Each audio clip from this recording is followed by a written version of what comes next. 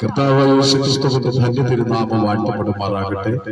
ഈ ശബ്ദസീമയ്ക്കുള്ളിൽ ഞങ്ങൾ ശ്രദ്ധിച്ചുകൊണ്ടിരിക്കുന്ന തെന്മലയിലുള്ള എന്റെ നാട്ടിലുള്ള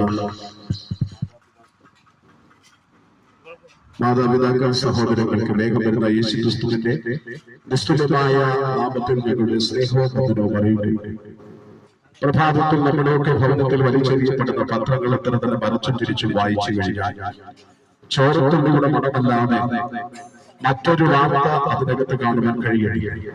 പത്രത്താളുകൾ മറിച്ചു നോക്കിയാൽ പീഡനത്തിൻ്റെതായിരിക്കുന്ന വാർത്തകളാണ്, അനവധി പീഡന വാർത്തകളാണ് ഓരോ ദിവസവും നമുക്ക് കാണുവാൻ കഴിയുക.